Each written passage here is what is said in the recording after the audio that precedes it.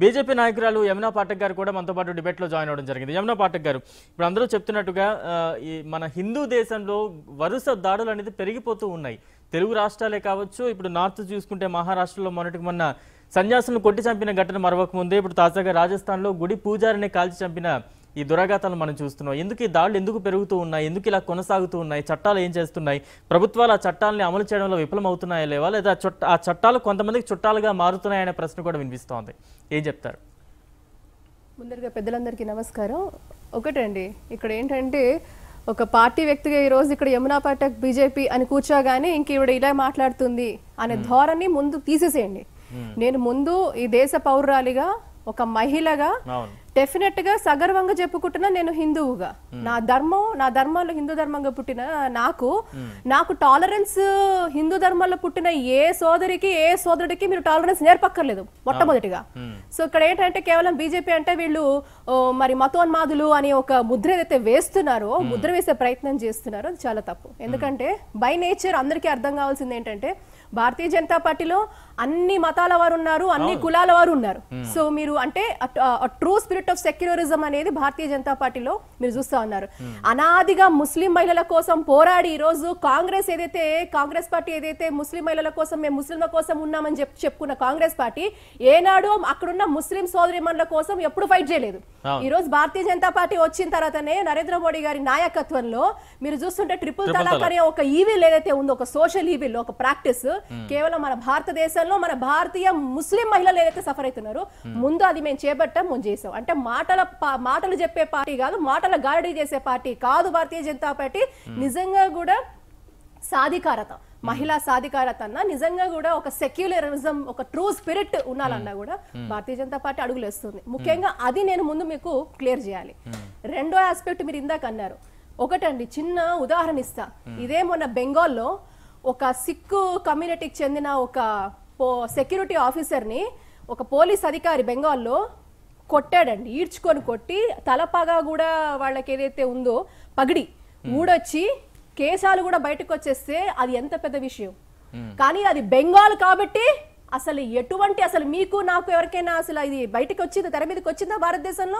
ఇదే గనక ఉత్తరప్రదేశ్ లోనో మధ్యప్రదేశ్ లోనో జరిగితే ఇది ఒక పెద్ద వివాదాస్పదమైన అంశంగా మీడియాకి చాలా ఇంట్రెస్టింగ్ బ్రేక్ఫాస్ట్, లంచ్, డిన్నర్ తో సహా, స్నాక్స్ తో సహా కొంతమంది ఏదైతే ఈ ఒక నిజంగా కూడా విద్వేషాలను రెచ్చగొట్టే విధంగా కొంతమంది మీడియా ఛానల్స్, ప్రథమ మీడియా పత్రికలు, వెబ్సైట్స్ కి ఒక మంచి ఆహారం వాళ్ళకి కొని, అది కూడా రోజుల తడబడి కాదు, నెలల తడబడి వాళ్ళకి ఒక మంచి ఆహారంగా వాళ్ళకు ఉంటుంది అని చెప్పడానికి నేను ఏమాత్రం సంకోచించట్లేదు.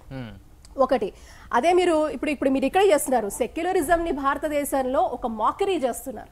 ఇది నిజంగా నేను బాధపడుతూ చెప్తా ఉన్నాను. మీరు ఈ రోజు రాజ్యాంగం ఏర్పరచుకున్న తర్వాత, రాజ్యాంగం మనం ప్రజాస్వామ్యబద్ధంగా రాజ్యాంగం మనం ఏదైతే ఉన్నామో కట్టుబడి, సెక్యులరిజం అనేది మనం అయితే చేర్చుకున్నాం ఈ అంశాన్ని. దీనికి ముందు అనాదిగా కొన్ని వందల వేల సంవత్సరాలుగా ఈ యొక్క వేద భూమి మీద టాలరెన్స్ అని ఉంది కాబట్టి ఎంతమంది మహమ్మదీయులు ఎవరైతే దాడి చేశారో, పాశ్చాత్య దేశస్తులు ఎవరైతే దాడి చేశారో, అయినప్పటికీ ఈ వేద భూమి అందరినీ హక్కున చేర్చుకుంది. కాబట్టి ఇప్పుడు మనకు వచ్చిన తర్వాత ఇప్పుడు కాదండి, అనాదిగా ఎంత దండయాత్ర చేశారు, గుళ్ళ కూలగొట్టారు, మన ఆస్తులు దోచుకున్నారు, మన ప్రాణాలు దోచుకున్నారు. ఇవన్నీ చేసినప్పటికీ కూడా ఆ రోజే రివాల్ట్ అయి ఉంటే, ఆ రోజే ఇక్కడున్న వాళ్ళు రివాల్ట్ అయి ఉంటే ఇవన్నీ అంశాలు చర్చకి ఈ రోజు వచ్చేవి కాదు. కాబట్టి టాలరెన్స్ అప్పటి నుంచి మాకుంది కాబట్టి, అంటే నోరు మూసుకోవడం కాదు, సహనం, అది కేవలం చేతకతనం మాత్రం కాదు. ఏదన్నా కూడా మనం కర్మ సిద్ధాంతాన్ని బాగా నమ్ముతామండి. ఎవరు చేసిన పాపకర్మాలు తప్పకుండా, ఇంతమంది దండయాత్ర చేసి ఎన్ని చేసినా కూడా ఏమన్నా చేయగలిగారా? ఈ వేద భూమిని ఏమన్నా చేయగలిగారా? ఇక్కడున్న మనుషుల్ని ఏమన్నా చేయగలిగారా? చేయలేరు, ఎన్నడికి చేయలేరు. ఆ చంద్రతారార్కం ఎప్పుడూ ఏమి చేయలేరు. కాబట్టి that is a true spirit of Hindu ధర్మం, మన హైందవ ధర్మం యొక్క గొప్ప స్పిరిట్ అది. ఈ రోజు ప్రతి అంశం మీరు చూసుకోండి.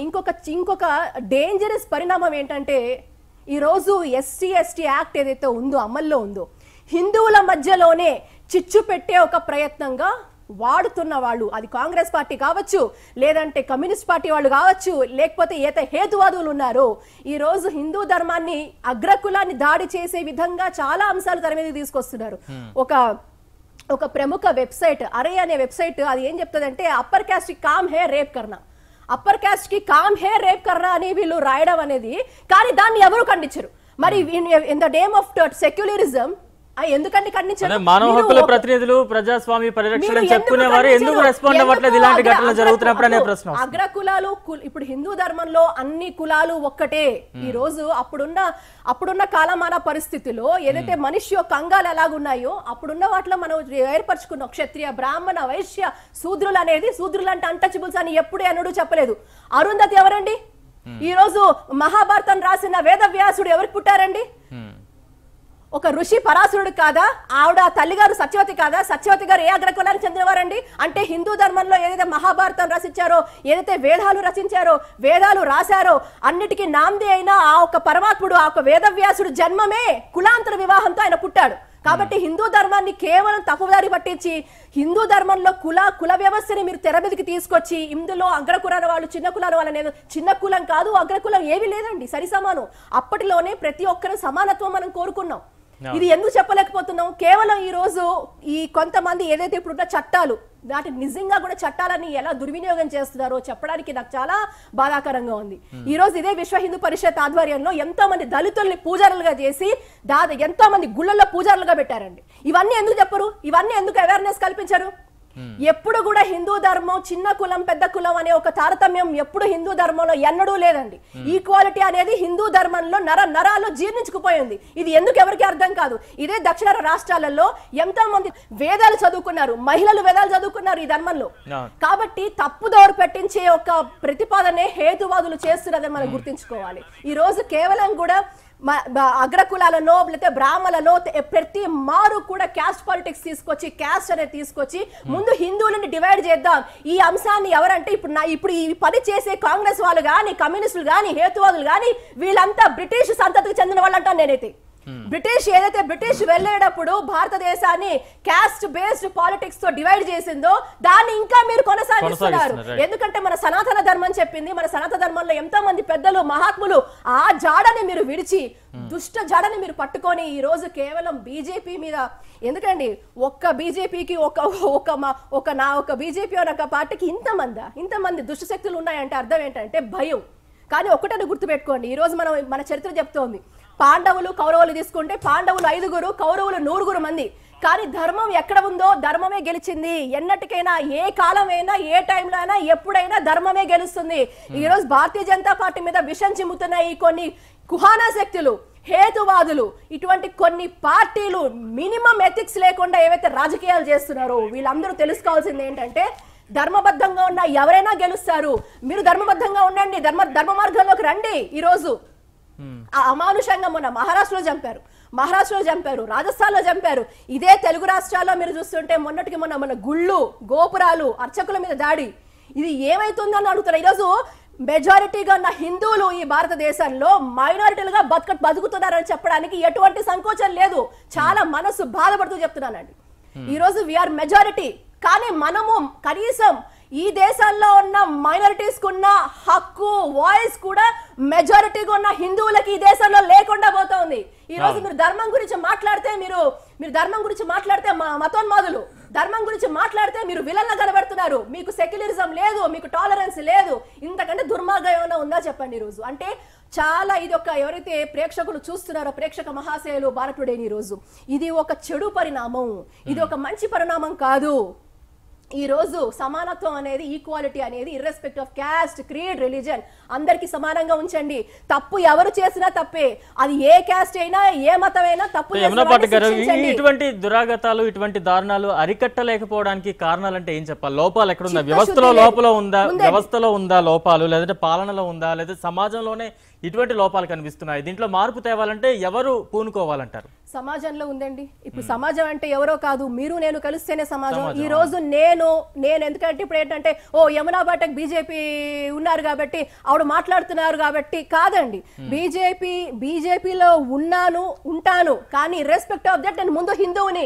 హిందూ ధర్మం మీద దాడి జరిగితే ఎవరైనా కూడా ఇర్రెస్పెక్ట్ ఆఫ్ పార్టీస్, మీరు ఏ పార్టీలో ఉన్నా, మీరు ఏ క్యాస్ట్ అయినా కూడా మీరు హిందూగా పుట్టినందుకు ధర్మం మీద దాడి జరుగుతుంటే మనకి కాదులే, మన ఇంట్లో కాదులే, మన ఇంటి సమస్య కాదులే, నా సమస్య కాదులే అని మనం నోరు మూసుకొని కూర్చుంటే ఈ రోజు ఇతర రాష్ట్రాల్లో ఏం జరుగుతుందో తెలుగు రాష్ట్రాల్లో కూడా ఆ వైనం స్టార్ట్ అయింది. కాబట్టి ఈ రోజు మన మౌనం మనకే అనర్థం.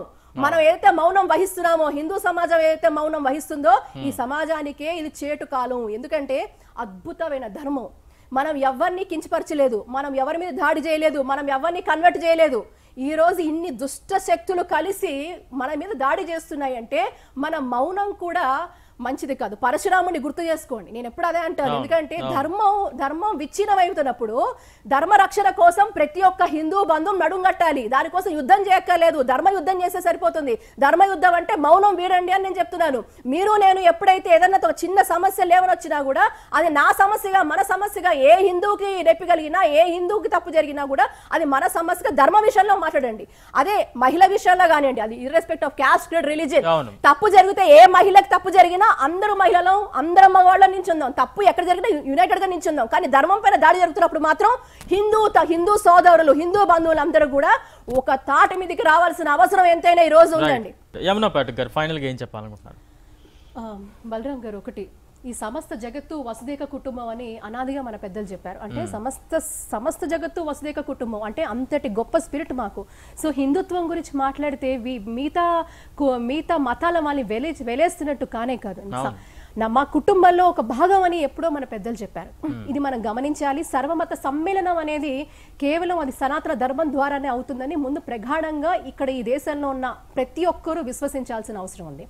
రెండోది ఏమిటంటే, ఏదైతే హిందూ ధర్మంలో ఈరోజు క్యాస్ట్ పాలిటిక్స్ తీసుకొచ్చి విభజిస్తున్నారో, మీది కులం నాది కులం అని ఏదైతే ఈ యొక్క విషయాన్ని విరజిమ్ముతున్నారో, ముందు హిందువులందరూ ఒక తాటి మీద యూనిటీ ఉండాల్సిన అవసరం ఉంది. ఏ కులమైనా పర్వాలేదు, కులం అనేది కేవలం ఒక స్కిల్ సెట్ గానే మనం పరిగణలో తీసుకోవాలి. అప్పుడున్న కాలమాన పరిస్థితులు ఆ స్కిల్స్ అప్పుడున్న స్కిల్స్ కి వీళ్ళు ఇది చేయాలి, ఇది చెయ్యాలి, ఇలా చేయాలని ఏర్పడిన వ్యవస్థ అది. ఇప్పుడున్న మనకున్న పరిస్థితుల్లో నేను మెడిసిన్ చదువుకుంటే డాక్టర్ని అవుతాను, ఏ కులమైనా కావచ్చు, మీరు ఇంజనీర్ ఎవరైనా కావచ్చు. సో ఇప్పుడున్న కాలమాన పరిస్థితుల్లో ఈ స్కిల్స్ ప్రకారంగా ప్రొఫెషన్స్ ఉన్నాయి. అప్పుడున్న కాలమాన పరిస్థితుల్లో స్కిల్ సెట్ ని బేస్ చేసుకొని ఆ వ్యవస్థ, వర్ణ వ్యవస్థ ఏర్పడింది. అది ముందు అర్థం చేసుకోండి. ఎవరు ఎక్కువ కాదు, ఎవరు తక్కువ కాదు, అందరం సమానమే.